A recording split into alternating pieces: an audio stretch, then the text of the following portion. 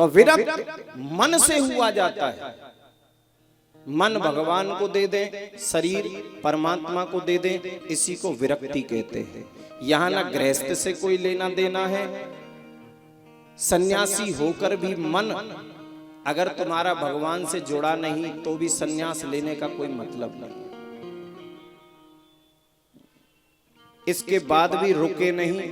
महर्षि वेदव्यास जी ने सुदामा के लिए फिर एक विशेषण लगाया। कहते हैं और कैसे हैं सुदामा जी? बोले इंद्रियार्थेषु, इंद्रियों पर जिनका संपूर्ण अधिकार है, इंद्रियों को जो जीते हुए हैं, प्रशांत आत्मा, एकदम शांत है, मन में कोई उथल पुथल नहीं है। गरीब हैं, बहुत गरीब हैं, इतने गरीब हैं कि एक दिन बन जाता है, 4 दिन बनता नहीं घर में कुछ। इतनी गरीबी है। कभी कभी तो ऐसा होता कि जल पीकर ही निकाल देते। बेचारे पूजा करते, पाठ करते, शादी विवाह कराते, क्योंकि ब्राह्मण हैं, कर्म है उनका, कथा इत्यादि करते, उससे जो भी प्राप्ति होती उसी से अपने घर का खर्च चलाते थे, परिवार का। और जब वो बीत जाता था, घर में आटा तक नहीं बचता, चावल तक नहीं बचते, तो खाली जल पीकर ही निकाल देते थे बच्चे। आज कई दिन हो गए सुदामा जी को घर में कुछ था नहीं, कई दिनों से। कई बच्चे हैं, भूख के मारे बच्चे तड़फ रहे हैं। अब पिता से तो कह नहीं सकते, पिता से कह नहीं सकते, माँ के पास जाते हैं बच्चे बार बार और माँ से शिकायत करते हैं, माँ बड़ी जोर की भूख लगी है, क्या करें। माँ अंदर जाकर के चुप चुप रो लेती। बच्चों की तड़फ ये देखी नहीं गई। और आज सुशीला जिसका नाम है, सुदामा की पत्नी, आज उसने फैसला कर लिया कि चाहे जो हो जाए, मैं आज अपने पति से शिकायत करके रहूंगी। क्योंकि सुशीला भी बड़ी पतिव्रता है। वो जानती है कि मेरे पति के पास में कुछ है नहीं, और मेरा पति इतना स्वाभिमानी है कि वो किसी से मांगने जाएगा नहीं। लेकिन आज बच्चों की ये हालत सुशीला से न देखी गई और सीधे पहुंची अपने पति के पास और ऐसे हाथ जोड़कर खड़ी हो गई। एक ही धोती है सुशीला ने जो पहनी है ना, कई सालों से फट जाती है, उसी में गांठ बांध लेती है, उसी को पहन लेती है। लेकिन पति से कभी ये नहीं कहा कि मुझे दूसरी साड़ी चाहिए, क्योंकि उसे पता है घर में कुछ है ही नहीं। आज हाथ जोड़ करके खड़ी हो गई सुशीला सुदामा जी के सामने। सुदामा जी ने जैसे सुशीला को देखा, बहुत उदास है, पूछने लगे, क्या हुआ सुशीला, क्या बात है, आज तुम इतना दुखी क्यों हो, इतना परेशान क्यों हो? सुशीला ने कहा, अब मुझसे ये हालत और ज्यादा बर्दाश्त नहीं हो सकती। क्या हुआ? बोले, आज कई दिन हो गए, न बच्चों ने कुछ खाया, न आपने कुछ खाया, लेकिन इससे ज्यादा अब मैं सहन नहीं कर सकती। सुदामा ने कहा, देवी आपको तो पता है घर में कुछ है नहीं, मांगने में कहीं जाऊंगा नहीं, तो फिर मैं क्या करूं? सुशीला ने कहा, मैं कुछ कहूं, मैं आपसे कुछ कहना चाहती हूं आज। सुदामा जी बोले, बोलो। बोले, आपको याद है आपके बचपन के एक सखा हैं जिनका नाम कृष्ण है, क्या तुमको कभी कृष्ण की याद नहीं आती? क्या उनसे मिलने का मन नहीं होता? कहते हैं सुदामा ने जैसे ही कृष्ण का नाम सुना सुशीला के मुंह से, तो उनकी आंखों में पानी आ गया। सुदामा जी खुशी का पानी, खुशी के आंसू आए और कहने लगे, देवी सुशीला आज कितनी सुंदर बात याद दिलाई तुमने। अरे कृष्ण मेरा केवल मित्र ही नहीं है, लंगोटिया यार है। साथ खाते थे, साथ पढ़ते थे, साथ खेलते थे। लेकिन क्या करूं देवी, आज वो द्वारिका का राजा है, सोने की द्वारिका का, और मैं अपनी झोपड़ी का राजा। मैं भी कोई कम नहीं हूं, मैं भी अपनी कुटिया का राजा हूं।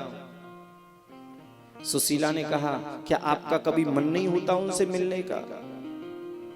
सुदामा ने कहा, सुशीला, ऐसा कौन होगा संसार में जिसको कृष्ण जैसा मित्र मिले और उससे बार बार मिलना ना चाहे?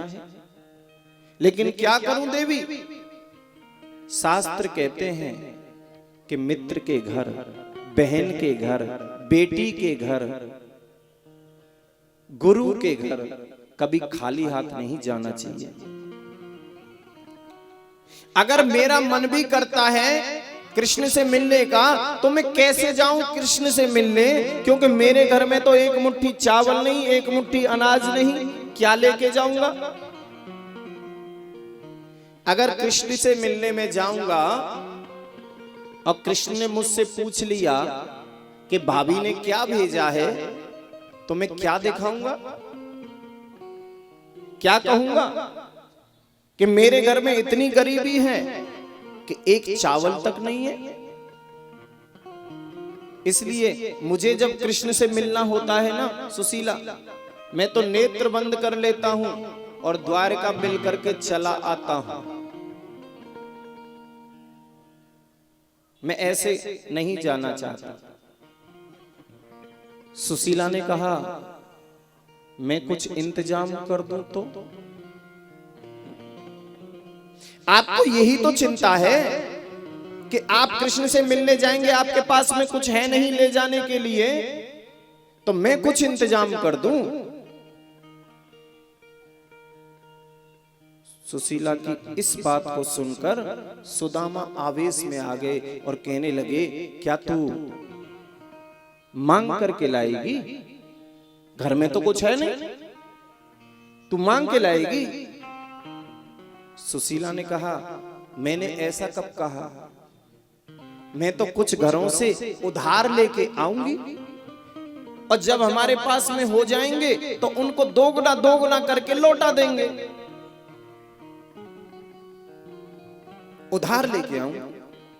सुशीला चाहती है कि सुदामा कृष्ण के पास जाएं और इनकी हालत को देखेंगे जब कृष्ण, तो सब समझ जाएंगे कि सुदामा के घर में कितनी गरीबी है। अरे उन पे क्या कमी है, सोने की द्वारिका में रहते हैं। हो सकता है इनकी हालत को देख करके कृष्ण इन पर भी कृपा कर दें और इनको थोड़ा सा धन दे दें, तो हमारे भी बच्चे सुखी हो जाएं। हर मां चाहती है, कौन ऐसी मां है जो ये नहीं चाहती कि हमारे बच्चे सुखी रहें? हर मां चाहती है कि मेरे बच्चे भी अच्छे कपड़े पहने, हर मां चाहती है कि मेरे बच्चे अच्छा खाएं, हर मां चाहती है कि मेरे बच्चे अच्छे स्कूल में पढ़ें, सुखी रहें, स्वस्थ रहें। सुशीला ने भी तो यही चाहा, तो क्या गलत चाहा? क्या गलत चाहा? लेकिन सुदामा ये नहीं चाहता। सुदामा को इन सब से कोई मतलब नहीं है। बोलो जय श्री कृष्ण, जय श्री कृष्ण, जय श्री कृष्ण। तो सुशीला कहती है कि मैं तो केवल उधार लेके आऊंगी। सुदामा जी ने कहा कि हाँ ये बात ठीक है देवी, अब तो मेरा भी बहुत मन हो रहा है कन्हैया से मिलने का, मैं स्नान कर लेता हूं, तब तक तुम ये इंतजाम कर दो। 4 घरों में सुशीला गई, 4 तरह के चावल लेके आई, 4 तरह के। भैया बाद में कर लेंगे प्लीज। 4 घरों से 4 तरह के चावल मांग करके लाई, अलग अलग। कोई टूटे चावल, कोई धान के चावल, कोई चिट्टे चावल, कोई लंबे चावल, अलग अलग घरों से लाई और उसको एक फटे हुए कपड़े में बांध दिया, मिक्स करके 4 तरह के चावल और फटे हुए कपड़े में बांधा, क्योंकि कोई साबुत कपड़ा है ही नहीं। और इसलिए भी बांधा होगा सुशीला ने फटे हुए कपड़े में कि मेरा पति तो इतना त्यागी है, इतना त्यागी है कि मेरे पति से जब कृष्ण पूछेंगे कि सुदामा जी कैसे हो, तो सुदामा तो एक ही बात कहेगा कि मेरे समान सुखी या दुनिया में दूसरा कोई ना है, मुझसे ज्यादा सुखी संसार में कोई नहीं है। कम से कम इस फटे हुए कपड़े में बंधे हुए 4 तरह के चावलों को जब भगवान देखेंगे तो वो तुरंत समझ जाएंगे कि इसमें एक भी चावल सुदामा के घर का नहीं है। दे दिए बांध कर और सुदामा जी चल दिए। कहते हैं कि कई महीने हो गए चलते चलते सुदामा जी को। सुदामा जी के शरीर का दर्शन करेंगे तो देखो एक एक हड्डी चमकती है शरीर में, इतने दुबले पतले हैं कि एक एक हड्डी दिखाई देती है शरीर में। न शरीर पर कोई वस्त्र है, एक धोती नीचे पहनी है जो 20 जगह से फटी है, न सिर पे कोई पगड़ी पहने हैं, न पैरों में कोई खड़ाऊ है, लेकिन चेहरे पर दिव्य तेज है, ब्रह्म तेज है सुदामा के चेहरे पर, क्योंकि वो ब्रह्म के उपासक है। चल देते हैं, कई महीने चलते चलते नंगे पांव, कई महीने हो गए चलते चलते। बीच में एक विशाल नदी पड़ जाती है, चिंता में पड़ गए, अब इस नदी को कैसे पार किया जाए, इस नदी को कैसे पार करूं। घबरा गए, आवाज लगाने लगे, कोई केवट है, कोई केवट है, कोई केवट है। एक केवट आया, केवट ने पूछा क्या बात है पंडित जी? बोले भैया केवट, जरा हमको उस पार लगा दोगे क्या? केवट ने कहा हाँ हाँ पंडित जी क्यों नहीं, आइए विराजमान हो जाइए, बैठिए। सुदामा जी बैठ गए, लेकिन अचानक से खड़े हुए, उतरने लगे नाव से। पंडित ने, केवट ने पूछा पंडित जी आप नाव से क्यों उतर गए? बोले भैया हम पहले आपसे कुछ कहना चाहते हैं। क्या? बोले हमारे पास में आपको देने के लिए कुछ है नहीं, पहले हम बताए देते हैं। आपने अगर हमसे कुछ मांगा तो हम आपको कुछ दे नहीं पाएंगे, क्योंकि हमारे पास में कुछ है ही नहीं। केवट ने कहा कि पंडित जी आप क्यों चिंता करते हैं, मैं आपसे कुछ नहीं मांगने वाला, आप बैठिए ना। सुदामा जी को फिर बिठा लिया केवट ने। अब ये केवट बार बार ऐसे चप्पू चला रहा है नाव के, और बार बार जो है सुदामा जी के चेहरे की ओर देखता है, सुदामा जी के चेहरे की ओर देखता है। और आज इस केवट से रहा नहीं गया और पूछ ही लिया सुदामा जी से, कहां जा रहे हो पंडित जी? सुदामा जी ने कहा भैया केवट हम जा रहे हैं द्वारिकापुरी। द्वारिकापुरी क्यों? बोले वहां के जो राजा है ना कृष्ण, वो हमारे बचपन के सखा हैं, हम उन्हीं से मिलने के लिए जा रहे हैं। केवट ने हंसकर कहा कि बस बस बस बस रहने दो पंडित जी, तन पे नाए लत्ता और चल दिए कलकत्ता। वो द्वारकाधीश और तुम्हारे मित्र? सुदामा जी ने कहा भैया केवट अभी तुम कछु नहीं जानो कृष्ण के बारे में, अभी तुम कुछ नहीं जानते हो। अरे हमारा मित्र जो कृष्ण है ना, वो ये नहीं देखता कि तुम्हारे वस्त्र कैसे हैं। हमारा जो कन्हैया है वो ये नहीं देखता कि तुम्हारे पास में धन कितना है। हमारा कृष्ण ये नहीं देखता कि तुम्हारे पास संपदा कितनी है। हमारा कृष्ण तो केवल एक ही चीज देखता है कि तुम्हारा भाव कैसा है, कि भाव बिन कुछ भी वो देवे मैं कभी लेता नहीं, और भाव से एक फूल भी दे तो मुझे स्वीकार है,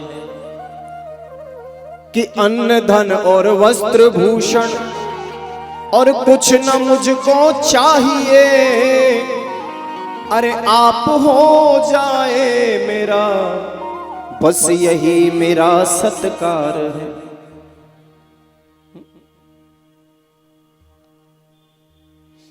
अगर भाव नहीं है तो आप करोड़ों अरबों रुपए की संपत्ति भगवान को भेंट कर देना, अगर उसके अंदर तुम्हारा भाव नहीं दिखा,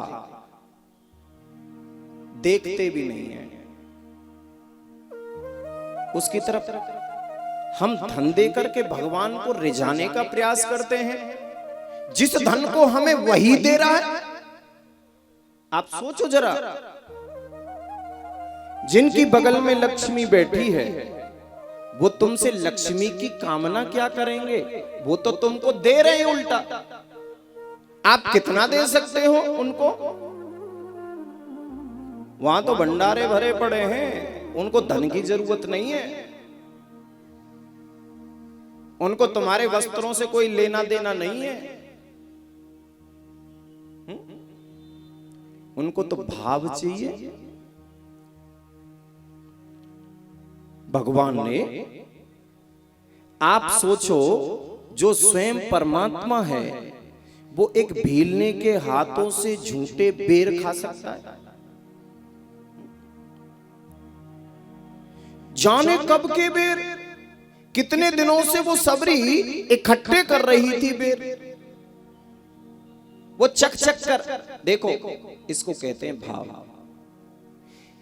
क्या सबरी इतना भी नहीं समझ पाई कि जिन बेरों को मैं राम के लिए इकट्ठा कर रही हूं, राम का भोग लगाने के लिए, राम को खिलाने के लिए, वो बेर मेरे झूठे हैं? क्या इतना भी ज्ञान नहीं था? नहीं, पागलपन था, पागलपन था राम से मिलने का, राम के दर्शनों का। उसको ये भी भान नहीं रहा कि जिन बेरों को मैं चक चक करके डलिया में रख रही हूं, इकट्ठा कर रही हूं, कि मेरे राम आएंगे। गुरुजी ने कह दिया कि तेरे पास सबरी राम आएंगे, ये नहीं कहा कि कब आएंगे। आप आश्चर्य करोगे कि ये नहीं कहा कि कब आएंगे, जाने कब आएंगे, सिर्फ इतना कहा कि सबरी एक दिन राम तेरी कुटिया पे आएंगे। बस इतना सुना, रोजाना झाड़ू लगाती। कोई टाइम फिक्स नहीं है भाई।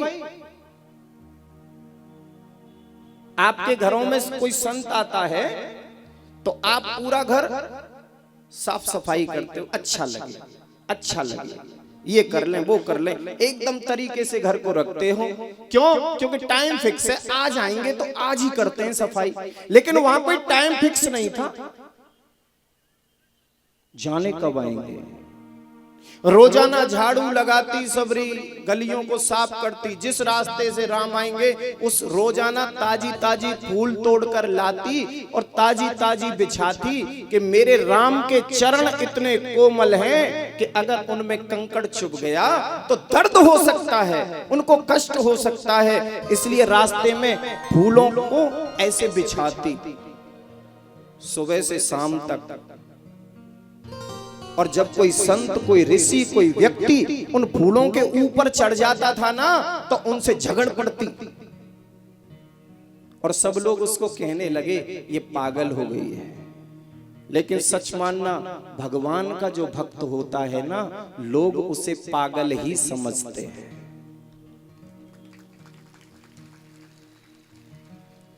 जब तक पागलपन की सीमा में आदमी नहीं पहुंचता, वो भक्ति कहां है।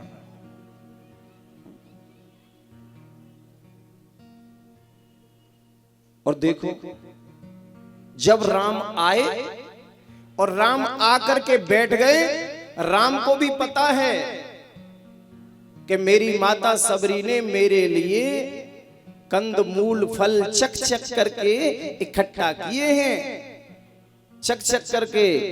तो राम ने आते ही पहले चरणों को धोया माता सबरी ने, तो राम ने भी बैठते ही बस एक ही बात कही, माता बड़ी जोर की भूख लगी है, कुछ खाने को ले आओ। क्योंकि भगवान जानते हैं कितने समय से, कितने दिनों से मेरे लिए कंदमूल फल इकट्ठा किए हैं शबरी ने। हमसे ज्यादा भगवान हमारे बारे में जानते हैं, ध्यान रखना, हमसे ज्यादा जानते हैं। और देखो वो दौड़ी दौड़ी गई, अंदर से वो डलिया लेकर के आ गई और अपने हाथ से खिलाने लगी। ध्यान कहां है? राम के चेहरे की ओर। राम का ध्यान कहां है? सबरी के चेहरे की ओर। और लक्ष्मण जो बगल में बैठे उनका ध्यान कहां है? राम के और सबरी के चेहरे की ओर से ज्यादा जो खिला रही है ना सबरी, उन पे ज्यादा ध्यान है।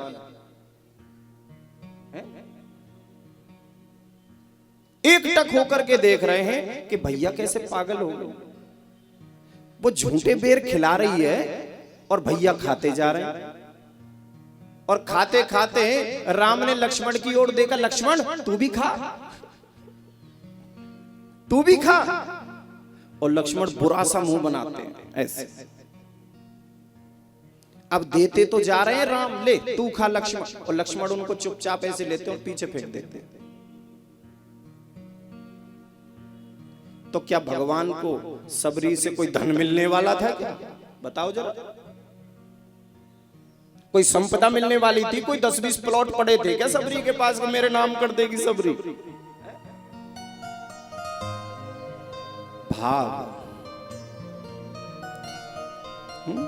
के भाव के बस में है भगवान। भगवान भाव के भूखे हैं, वो कुछ नहीं चाहते, उसके बस में है।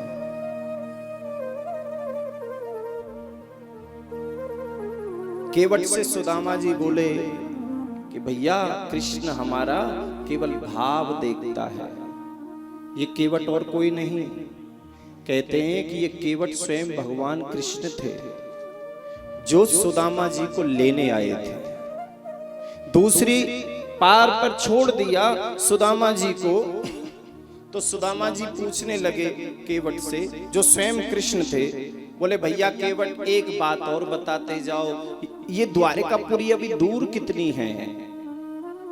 बोले वैसे तो पंडित जी ज्यादा दूर नहीं है, पर आपकी हालत को देख के ऐसो लगे कि अभी तो महीना 1.5 महीना तो और लग जाएगा। आपकी हालत को देख के ऐसो लगे कि अभी तो महीना लग सकता है। अब तो सुदामा जी भूखे हैं, प्यासे हैं, थके हुए हैं, इसलिए गुस्सा आ गया कृष्ण पर। और जो भी था ना लोटा वोटा रस्सी वस्सी सब ऐसे फेंकी और कृष्ण से मन ही मन कह दिया कि कन्हैया अब हमसे और चला नहीं जाता, अगर तुझे बुलाना हो तो बुला लेना, नहीं बुलाना हो तो मत बुलाना, हम तो थक गए, अब तो हम यहीं सो रहे हैं। और एक वृक्ष के नीचे सुदामा जी सो गए। कि भूख लगती है, प्यास लगती है, जिंदगी अब उदास लगती है, कि कैसे आऊं मैं द्वारिका तेरी, आस में भी अब निराश लगती है। अब हमसे और नहीं चला जाता, हम तो यही सो रहे हैं। और सुदामा जी वही सो गए। लेकिन जैसे ही सुदामा जी के नेत्र खुले, नेत्र खुलते ही सुदामा जी ने देखा है कि बहुत सुंदर नगरी है। एक बहुत सुंदर नगरी में सुदामा जी पहुंच गए। सुदामा जी ने सोचा कि मैं तो नदी के किनारे सो रहा था, मैं यहाँ कैसे पहुंच गया।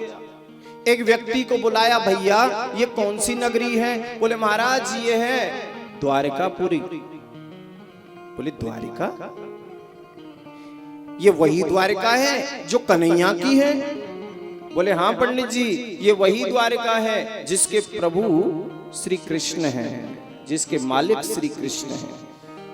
बोले बता सकते हो भैया कृष्ण का महल कहाँ है? हमें उनसे मिलना है। वो व्यक्ति, वो पथिक सुदामा जी का हाथ पकड़ करके और भगवान के महल के प्रधान द्वार पर सुदामा जी को छोड़कर चला गया, जहां भगवान के दोनों पार्षद खड़े हैं। दोनों पार्षद खड़े हैं। पार्षदों के पास छोड़ दिया। पार्षदों ने सबसे पहले देखा सुदामा जी को, समझ गए कोई ब्राह्मण है, गरीब ब्राह्मण है। दोनों पार्षदों ने सुदामा जी के चरणों में साष्टांग लेट करके प्रणाम किया। क्यों? क्योंकि ये ब्राह्मण है और प्रभु के दरबार में ब्राह्मणों का और संतों का बहुत बड़ा सम्मान है। यही संस्कार पार्षदों में भी है। प्रणाम किया और पूछने लगे, पंडित जी किससे मिलना है आपको? बोले भैया हमको जरा कन्हैया से मिलना है, मित्र हैं इसलिए नाम लिया। और पहली बार कोई ऐसा आया द्वारका में जिसने भगवान कृष्ण का नाम लिया। राजा है, राजा का कौन नाम ले सकता है? लेकिन मित्र ले सकता है, सखा ले सकता है। बोले बताओ कन्हैया कहां मिलेगा? कन्हैया नाम सुनते ही सुदामा के मुंह से तो पार्षद दोनों सुदामा जी को नीचे से ऊपर तक देखने लगे और आपस में बातें करने लगे कि जरूर हमारे प्रभु का कोई मित्र ही होगा जो हमारे प्रभु का नाम लेता है। दूसरा पार्षद कहता है हमारे प्रभु के तो मित्र ऐसे ही होते हैं, सब ऐसे ही होते हैं। पार्षदों ने कहा पंडित जी आप यही ठहरो, हम अभी जाकर के सूचना देते हैं। हाँ, सुदामा जी ने कहा भैया कन्हैया से सिर्फ इतना बोल देना कि सुदामा आया है, सुदामा आया है। अगर कृष्ण के पास में समय न हो तो हम तो दूर से ही दर्शन करके चले जाएंगे, सिर्फ दर्शनों की इच्छा है। आप हमारी हालत को देख के ये मत समझना कि हम कृष्ण से कुछ लेने के लिए आए हैं। ध्यान रखना, हमारी हालत को देख के ये मत समझ लेना कि हम कृष्ण से कुछ मांगने आए हैं। हम तो कृष्ण का दर्शन करने आए हैं, दर्शन हो जाएगा हम अपने आप चले जाएंगे। दोनों पार्षद भगवान के पहुंचे, भगवान के महल में अंदर प्रभु प्रसाद पाकर के हस्त प्रक्षालन कर रहे थे। दोनों पार्षदों को रुक्मणी ने देखा, कृष्ण ने देखा। कृष्ण तो सब जानते हैं कि मेरा सुदामा द्वार पर आ चुका है। रुक्मणी ने पूछ लिया दोनों पार्षदों से कि इस समय आप लोग, ये समय तो प्रभु के सोने का है, विश्राम करने का है, आप इस समय भी आ गए। ऐसी कौन सी बात हो गई द्वारिका में जो तुमको यहां आना पड़ा? तो दोनों पार्षदों ने बड़ी सुंदर बात कही कि शीस पगाना झगा तन पे प्रभु जाने को आही बसो के हे ग्रामा, धोती फटी सी लटी दुपट्टी और पाँव पनह की नहीं शाम, कि द्वारे खड़े द्विज दुर्बल रहो चखी सो वसुधा अभिरामा, पूछत दीन दयाल बोध बतावत अपनो नाम सुदा। कि प्रभु प्रधान द्वार पर एक नितांत विपन्न, नितांत गरीब ब्राह्मण खड़ा है। न उसके सर पर कोई पगड़ी है, न पैरों में कोई खड़ाऊं है। एक एक हड्डी शरीर से चमकती है। एक धोती पहनी है जो 20 जगह से फटी है। बार बार वो अपने मुंह से आपका नाम लेता है और अपना नाम सुदामा बताता है। भगवान सुखदेव कह रहे हैं, परीक्षित जैसे ही कन्हैया ने, प्रभु ने सुदामा नाम को सुना, जिस अवस्था में कृष्ण थे उसी अवस्था में दौड़ लगाई। 7 ड्योढ़ी हैं भगवान के महल में, उन ड्योढ़ियों को ऐसे छलांग लगाकर कूदते हुए, फांदते हुए दौड़ लगा रहे हैं। मुकुट कहीं गिर पड़ा, मालाएं बिखर करके नीचे जमीन पर गिर पड़ी। नंगे पैर हैं, काली कमली जो डाली है वो नीचे गिर गई और नंगे पांव दौड़ लगा रहे हैं। संतरी से लेकर के मंत्री तक जितने भी हैं, जितनी भी रानियां हैं, सब भगवान को आश्चर्य से देख रही हैं कि ये भगवान को अचानक हो क्या गया है, ये ऐसे दौड़ क्यों लगा रहे हैं। सुदामा अगर नंगे पांव आए हैं तो कृष्ण भी नंगे पांव ही गए थे सुदामा से मिलने के लिए। सुदामा के शरीर पर कोई वस्त्र नहीं था तो भगवान के शरीर पर भी कोई वस्त्र नहीं है। जो मणियों की मालाएं पहनी थी उनको पहले ही बिखेर कर नीचे फेंक दिया था भगवान ने। जो मुकुट पहना था उसको गिरा करके गए थे। क्यों?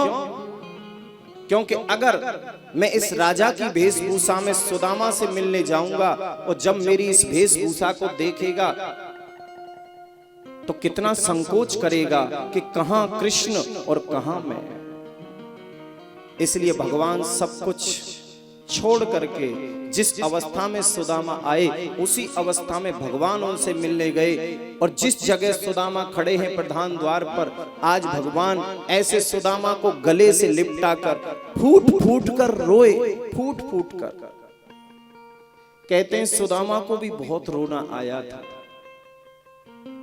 लेकिन सुदामा जी अपने आंसुओं को आंखों में ही पी गए थे, क्योंकि ये दृश्य पूरा द्वारिका वाले देख रहे हैं।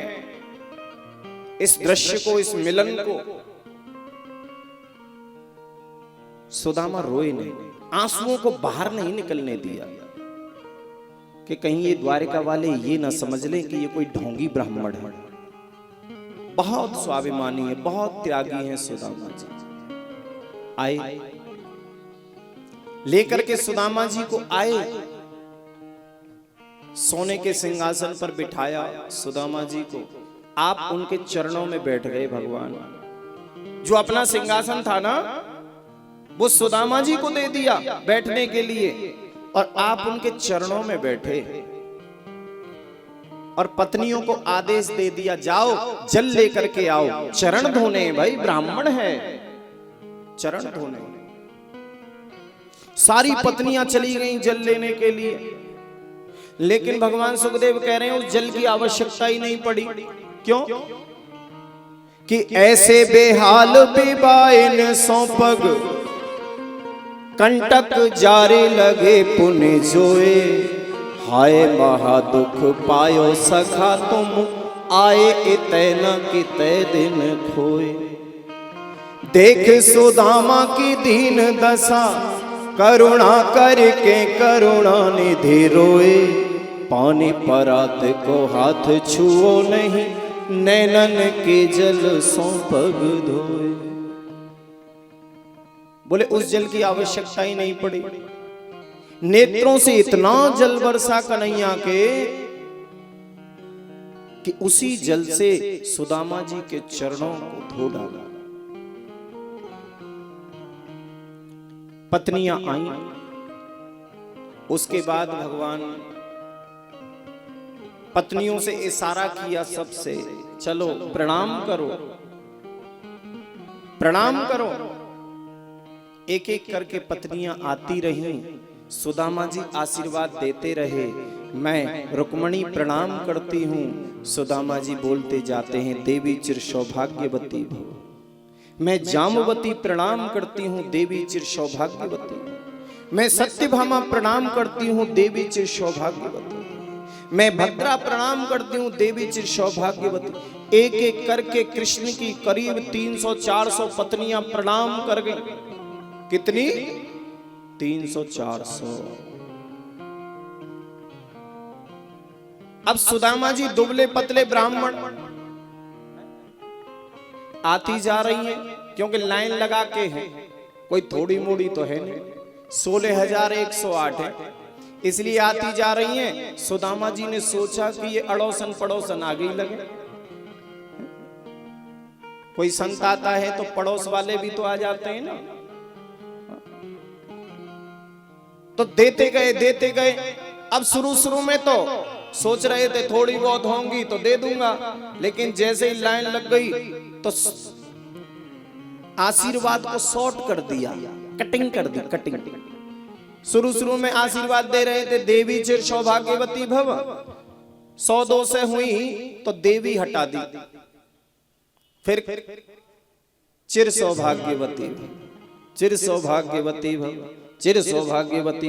100-2 से और वहीं तो चिर भी हटा दिया, सौभाग्यवती भव। शॉर्टकट में काम चल रहा है, सौभाग्यवती भव, सौभाग्यवती भव। 100-2 से और वहीं तो सौभाग्यवती भी कटिंग कर दी, फिर तो सीधे दे रहे भव भव भव।